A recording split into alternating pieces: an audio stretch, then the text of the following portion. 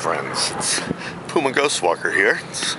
It's March 8th, 2012, and trying to wrap up on my winter projects here before I get back to work this spring, and then I'm off the end of May to continue my hike and hike the second half of the Appalachian Trail. One of my projects is happening here. I wanted to take you into my life as a person who lives in a camper in the woods in New York City.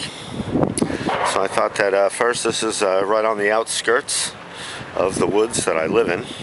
And I thought that I would take this moment first and reflect back to 5 years ago when I first felt the pinch of the economy, back before anyone was ever talking about it, back before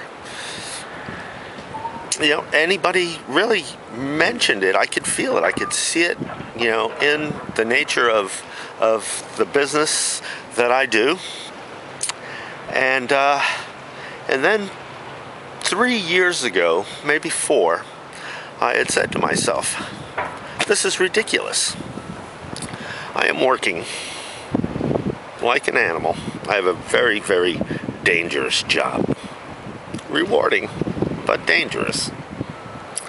And I'm working just to pay my bills.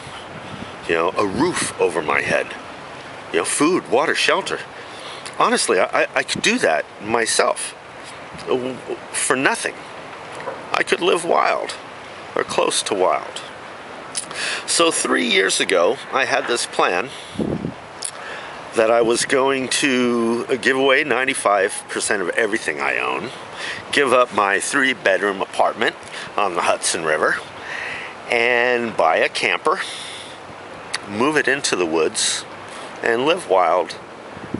Therefore, I don't have to make as much money working like a slave for my sack of salt, and I could go back to enjoying living my life. And so here we are, fast forward, and I have done all of these things. I gave away my sailboat. I kept my sextant, but I gave away my sailboat. I gave away 100 of my orchids, but it was necessary. I was able to keep my laboratory. I bought a little bit bigger of a camper, a 32-footer, but it had a second bedroom, and I was able to convert that into my office laboratory. So, though the lab is not open right now because I'm on my adventure, and let's talk about that adventure. Hiking the Appalachian Trail was my gift to myself for my vision to do this life that I'm living now, and living wild and about as free as I can. So with that said, we will close this segment off, and I'm just right up over the hill. I'm in the woods. As you can see, I have a waterfront property, 100-acre woods with my honeybees. Only Winnie the Pooh could have done it better than this. So let's go. Let's see how the brains of I have all my own utilities. I have to be responsible for everything from my water to my heat to my electricity. So let's give it a look. Let's see what that is. Well, I thought we'd take our first stop to the hives, and well, it's going to be a balmy 52 degrees today, and tomorrow I believe it's going to go all the way up to 68.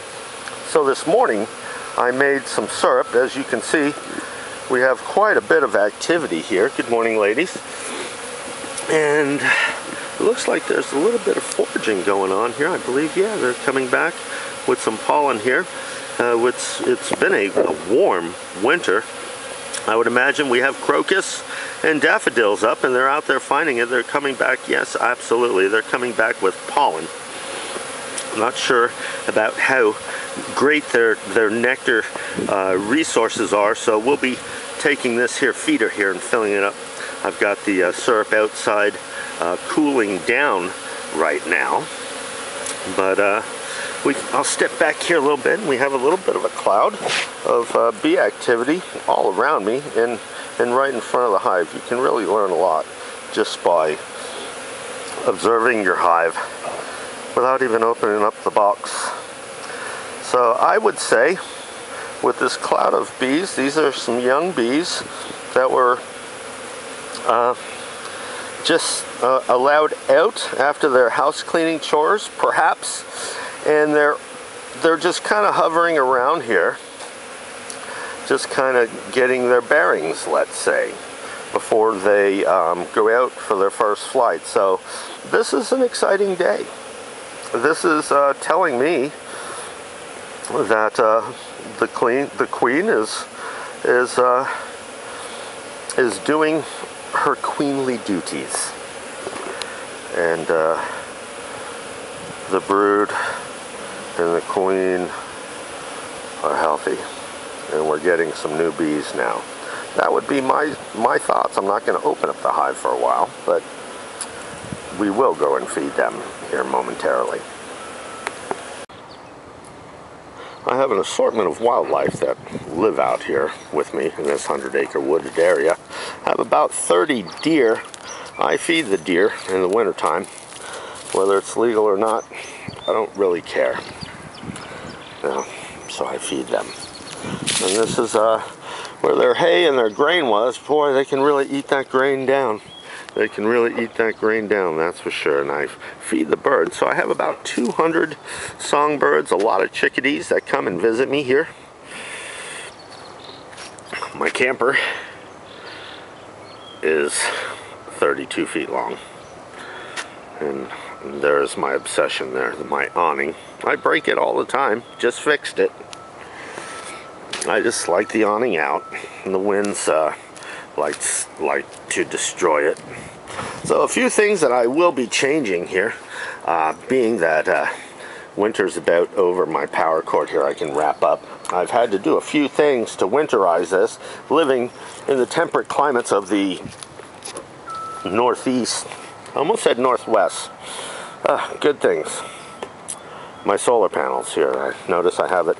They're foldable.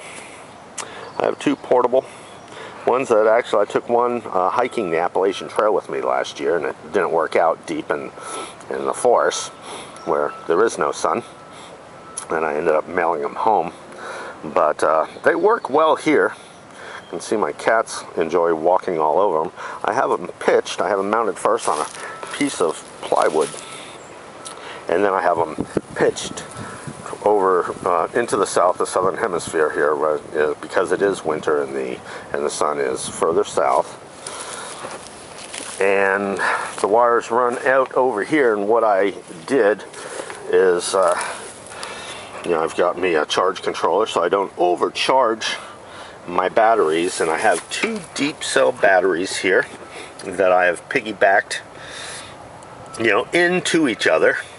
And that is my pitcher of syrup cooling down. I'll be feeding the bees soon. And the camper is mostly a 12-volt system. So with the solar panels here, I am able to pretty much maintain my charge throughout the sunny day. A sunny day with a voltmeter, I register about 29 volts. On a cloudy, rainy day, I'm still registering about 18 volts with just these two small solar panels. So it works out quite well. And that is part of my electric company is solar panels. Free energy, it's wonderful. We'll see here we have a lot of propane tanks here, and this is for my hot water, for my heat, and surprisingly, for some of you anyways, for my refrigerator. Like I said, the camper is mostly a 12-volt system.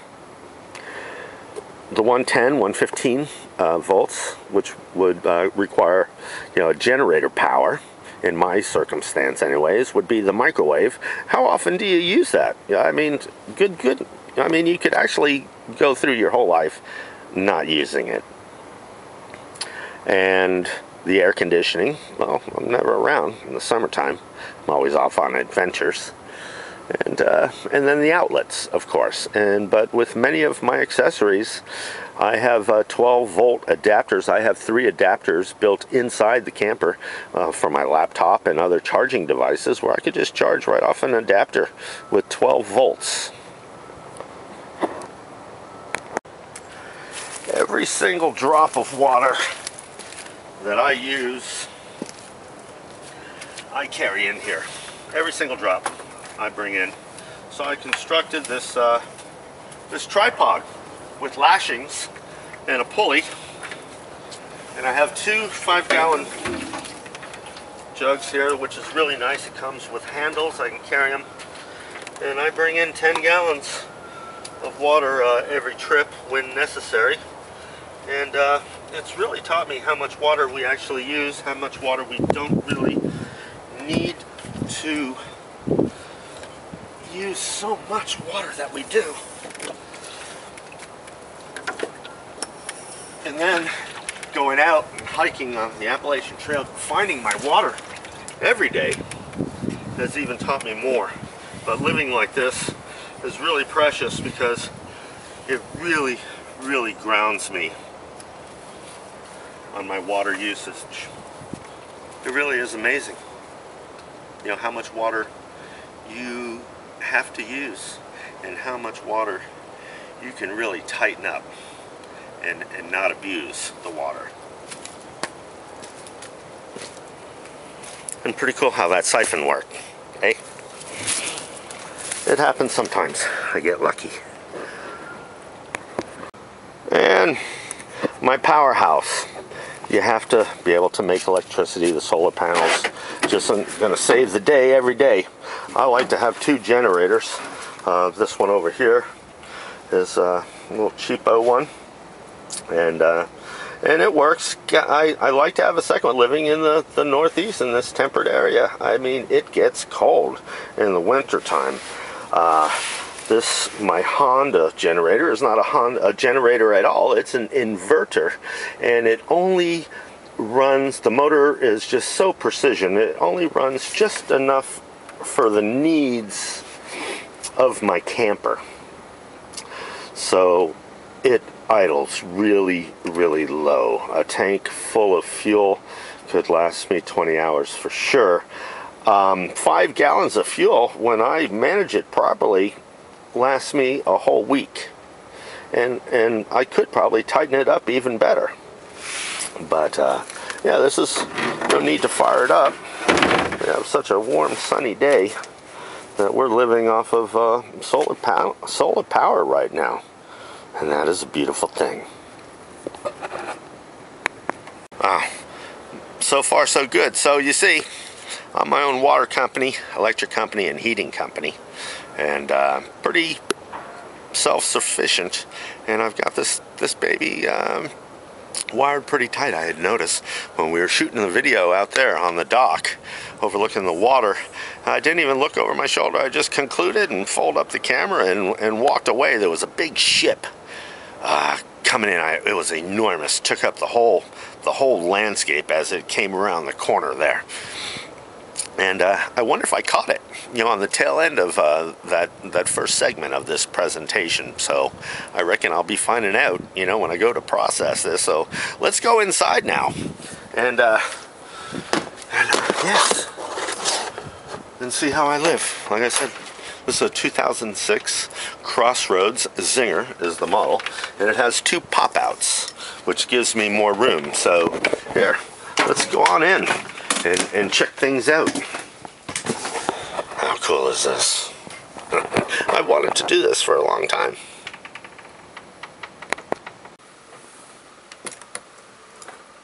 Oh, we're gonna listen to a little bot. It's funny things about these copyright things.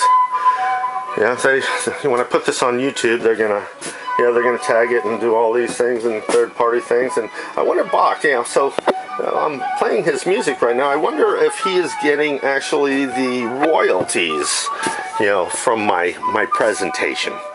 But it's probably owned by corporations, but don't get me started. Well, here's the panel right next to the front door, and the battery power shows we're at 2/3. Our fresh water has dropped down to 1/3. You would be surprised how much water you use just cleaning your home. Yeah, you would think that the shower would be the biggie, but I think it's cleaning.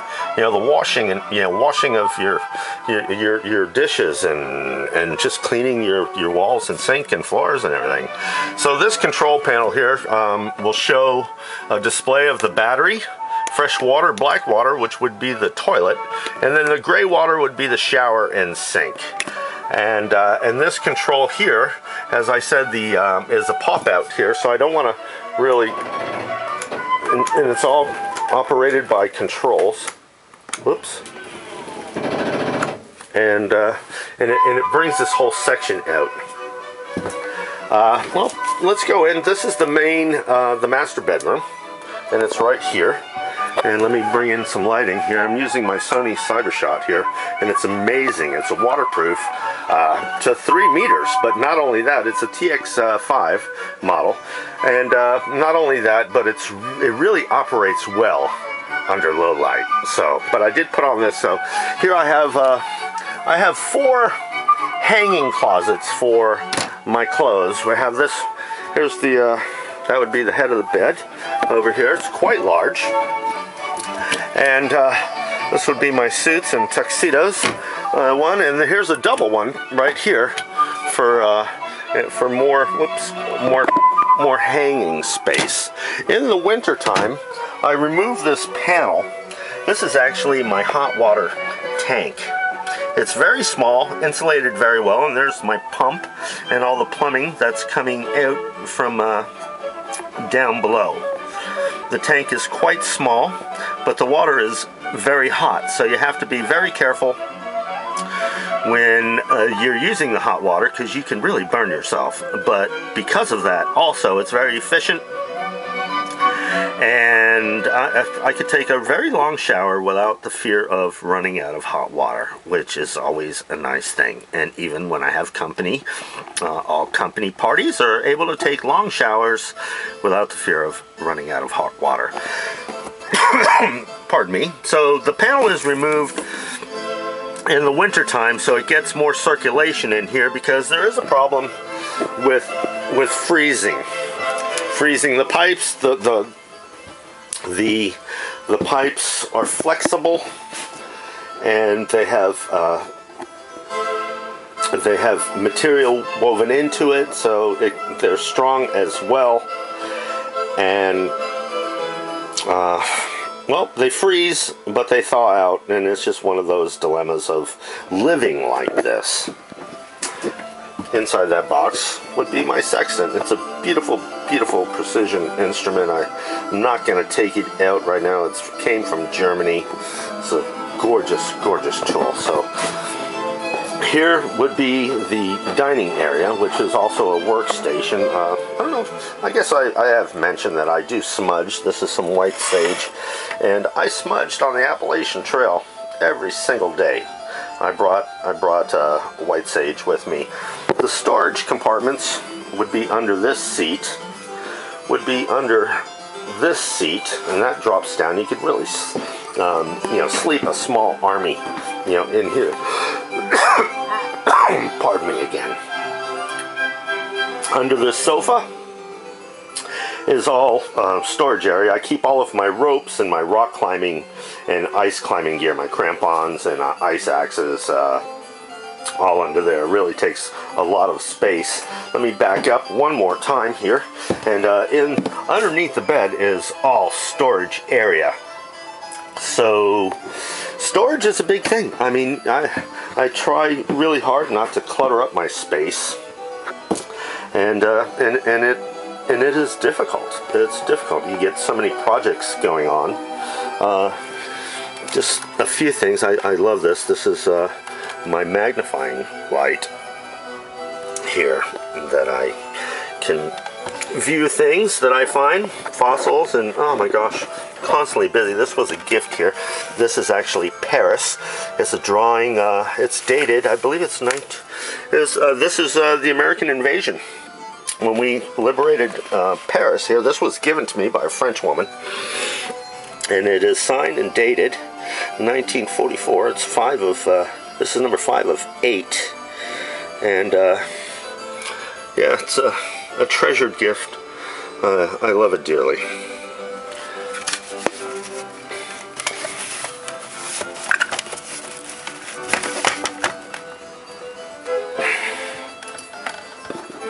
So here we go, and I still have some honey that I need to process. I have 3 girlfriends from Hunter College that are really dying to do this. So I save these panels for them, and they should be here this weekend or next weekend, and we'll get this project wrapped up. The bees. Well, then I'll put the hollow bits out there and let them forage through it. So I'm really looking forward to getting those back out like I did every time that I processed the honey. I gave them on the warm days the empty comb cells to clean out, and they did a wonderful job. They would clean them out completely. This is my refrigerator. This is the freezer part. This is the refrigerator part of it. And you can see the storage is quite ample, and it works on 110, but it also works on propane, so I don't need the generator to run. Here is beeswax that I'll be giving away to a friend of a friend who does the acoustic arts with the heating tools. I have another friend from Flickr who is in the Netherlands, and she would love to use it too, but perhaps in the future. This is the double sink kitchen area, and all the cabinet space. I have a cooler that I take out when I'm on my local adventures, and we see here other cabinet space, and I hope that you're able to tell the pop-out section here that this whole section is out, and when you travel, you pull it in and it comes all the way in here and tightens it up. But when you're parked, and it's really amazing that it's so spacious. And I didn't think that I would be having such a large trailer of 32 feet, but with that said, I was able to keep my lab gear. This is kind of a catch-all place, and I spent a lot of time here. This is my glove box. This is my autoclave and scale. And it worked out well when I was harvesting morel mushrooms last year. And I could weigh them out. And there's my scope. And of course, my didgeridoo. And so I'll sit here for a moment. So I keep my backpacks, obviously. This one here was supposed to go on the hike with me last year, doing the trail. But as I was packing everything up, nothing was fitting. And so I ended up taking my expeditionary pack. This is what I use for alpine mountaineering, and this big old black thing, and I had it packed tight. I ended up in Hot Springs, North Carolina, downsizing quite a bit as I was going, and this pack here eventually, finished, my hike, right here, this osprey. And I'm actually putting my pack together for this year's adventure, and it is right here, and it's from Arc'teryx. And this was my pack that I used for ice climbing all the time. It's quite small, but I've got most of my gear in it already, and you can see, pardon me, that I have still plenty of room. I still have to put my first aid kit in, my my sleeping bag, and food. But I do believe that this is going to work out. I do believe that this is going to work out for me. And we'll see. Need to pick up a new pair of hiking boots. These are my old pair. Loas from Germany. All leather. And they worked out really well as far as good ankle support and everything, but gee whiz, I blew out the sole in probably less than a month, and I had to re-glue it like every week or two when I was going to town to resupply. And it rained so much that, and the leather took so long to dry that my feet and my boots were almost always wet. So I think I'm going to go with some type of a cloth material for my hiking boot. I would like the high ankle support like this provides. But I think I'm not going to have leather this year because of the wetness. I mean, it's crazy. I mean, it takes so long for leather to dry. So I think I'm going to try something new with that this time. This was my old sleeping bag, which it's not really a bag, it just opens up. I mean, it can fasten, but I don't like it fastened. I like the freedom, you know, of just laying it, you know, over me. It takes a lot to get me cold, and I often thought about this. My old military poncho liner tarp is great, right? And it's quite large, and I do believe that I will be using that. So this is my home. Have some what is that? Carmen from Maria Callas. I'm a big classical music fan, as you do know, but I have an awful lot of music, and I really do enjoy music. So here we are, and I think that this really is a good conclusion of my home and the way that I live here. There's the bathroom, there's the toiletries and the sink, and a wonderful shower. It's got an amazing little skylight in there, so we get a lot of natural light coming in here. So it's really a very, I mean, it's small, and I'm big, and it is the smallest room in the camper, but it works out very, very well. So, well, this was something that I always wanted to do.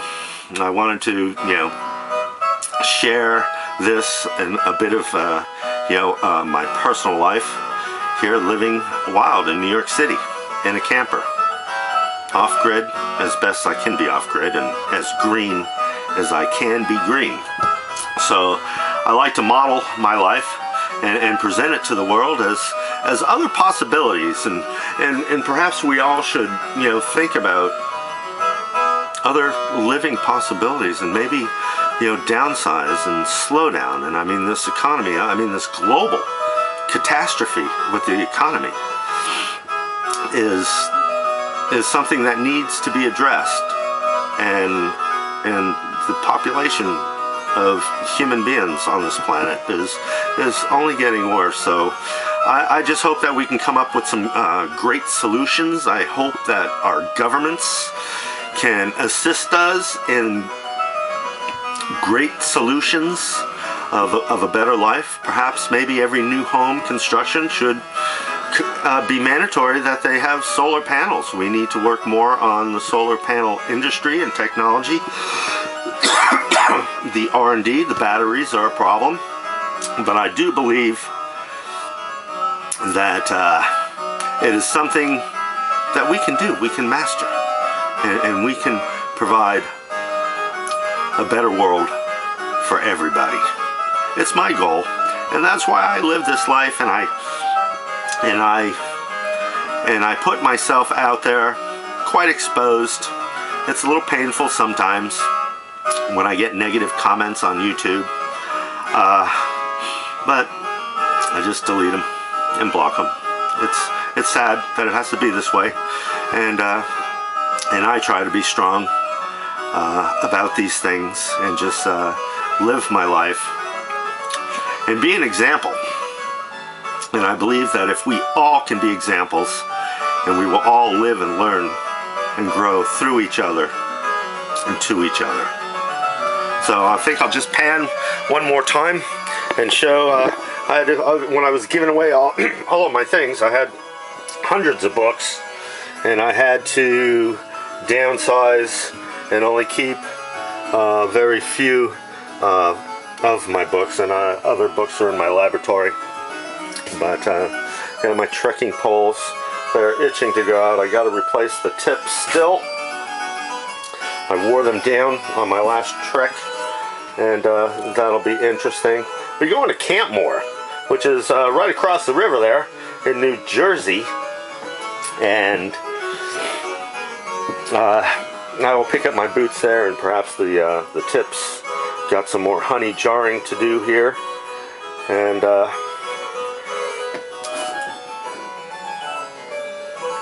yeah, my cats, they come in every once in a while, so I can keep a bowl here. So, well, I think that this will conclude. I wonder how many minutes. I might have to do this in 2 segments. Puma Ghostwalker, peace, love, and light.